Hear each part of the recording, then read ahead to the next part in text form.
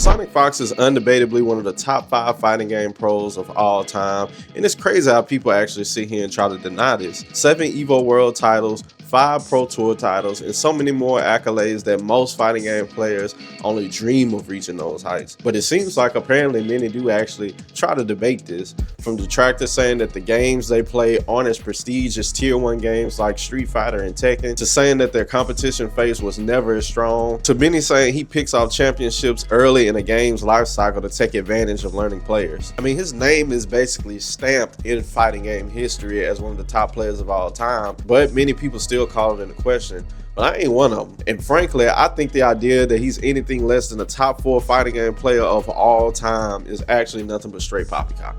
Let's get into why. First, let's address the fact that people believe that the games they won titles in are not as respected. Sonicfox has won EVO titles in Injustice, Mortal Kombat X, Dragon Ball FighterZ, Mortal Kombat 11, Skullgirls, and Mortal Kombat 1. Now, I will give you that when you compare these titles to the likes of Street Fighter and Tekken, they come up smaller in the light. But I said smaller in comparison, not small in actuality. If you compare any fighting game title that EVO has hosted a main tournament for that wasn't Street Fighter or Tekken, then of course you would say any of them would be smaller in scale and competition. Those are the most competitively heavy and popular fighting games of all time. That would be the argument for any fighting game that doesn't fall into one of those IPs. However, even if I gave someone that argument, the sheer amount of events Sonic has won is just undeniable. Winning 7 EVO titles is hard. I don't care what game you playing. I mean, if it wasn't, why haven't we seen anybody else doing it? Why haven't we seen any other people doing it? Why haven't we seen anybody else winning like 4 or 5 different world tours?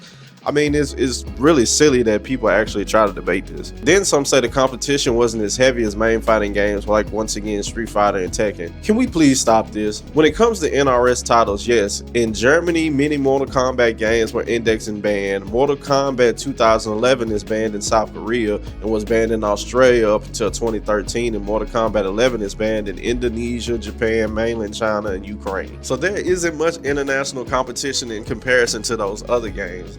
I mean, I get that. However, that doesn't mean that the competition you are going against is not respectable or they're not elite. When Mortal Kombat first came to EVO, it only had 200 less players than Tekken, and we respected Core's title that year, right? In 2014, when Sonic won his first EVO title for Injustice, Injustice had more interest in Tekken Tag 2 and KOF 13. And I know y'all respecting Shanghai's titles because a lot of people saying that he's definitely a top 4 player all time. In 2015, when Sonic won MKX, it had more interest than KI, Tekken 7, Guilty Gear Xrd Sign, Persona, and Ultimate Marvel vs. Capcom 3. I bet y'all respect their titles as EVO champions. So let's not do that for Sonicfox. And if you're talking about the level of competition, I mean, it's EVO, the granddaddy of them all. The best players in the world for that game are there. I mean, the best players in the world are at this event. I mean, off rip, I don't even care if you playing community events at EVO, if you in the community event tournaments. Bass has the most EVO titles in FGC history. Now, first of all, yes, I include community events, but I don't think they hold the same weight. They just count. Him winning at CVS 2 for like 10 years straight is impressive because the people he's going against is people who have been playing the game for decades up until now and know the game inside and out, and he still comes out on top. It's respectable. It's the best people in the world to literally play up against going against CVS 2. I mean, we got to respect these players and what they're doing. And then when Sonicfox won his first EVO title at 16, I mean, I don't care what anybody says. Going up against vets for your first EVO and winning at 16 is just goated stuff. It don't matter what you say or who you try to say he played up against. Then to continue on winning EVOs and the NRS titles against players that have been playing longer than you've been alive is crazy. And I mean, and we're not just gonna sit there and disrespect Mortal Kombat pros just because, one,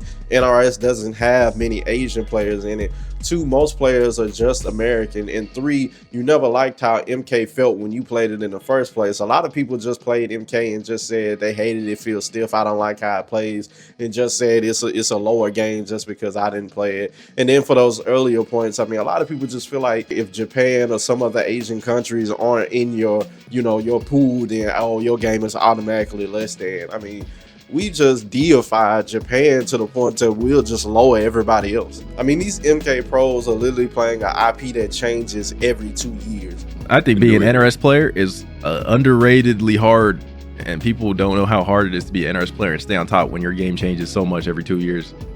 think about it. We went from MK to Injustice to MK to Injustice, like every 2 years. Street Fighter 5. Oh man, I wanna bite back right now. Hey, listen, I don't know about that one. For Wait, Street Fighter, let me get my take. I'll take. Look, go take your take.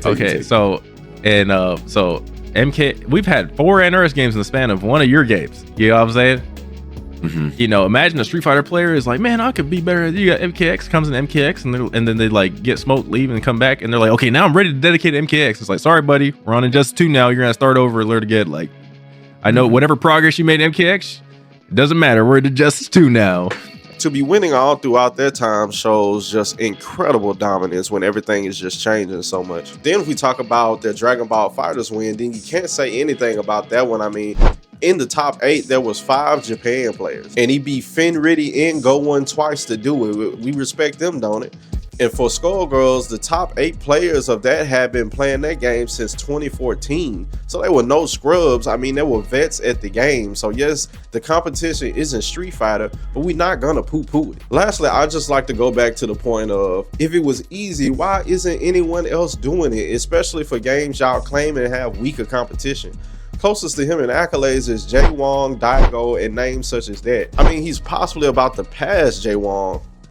Stay tuned for that video, that might be coming later, foreshadowing. But no one is like Sonicfox. His resume is literally unmatched. 7 Evos, not including side events, he won, you know, back in the day. He got 7 Evos, not including side events, and 5 Pro Tours. Come on now. I mean, it gets to a point that it seems like it's just a personal dislike for Sonicfox, which is cool. I mean, not everybody gonna like everybody. I mean, it is what it is, but you gotta separate the accolades from like your actual feelings. Like, let's have some unbiased review going on. I mean, they're goated. I mean, you can't deny it. You can't deny the sheer numbers. I mean, they need some respect on their name. I mean, I really only have one person over him. I mean, and I want to say 2 because of personally liking, you know, someone else's other resumes. But once again, we got to be unbiased. I mean, Sonicfox's numbers can't be touched. So in closing, I mean, what do y'all think? Y'all let me know how y'all feeling in the comment section down below. You know, I never really knew Sonic got the hate like he did until like now. I mean, I guess it's understandable because when you're somebody that's up there in popularity and you've been dominant for this long, I mean, you go have people that come out and just really don't like you. So it's understandable. Thank you for everybody that watched. I mean, we want to bring more content like this more consistently. And also, if you want constant updates on FGC stuff, you know what's happening in the scene, you want to keep your hand on the pulse of the scene, make sure you follow us on our other social medias. They'll be linked down in the description. So in the words of our boy MC Amazing, love, peace, and hand grease. See ya.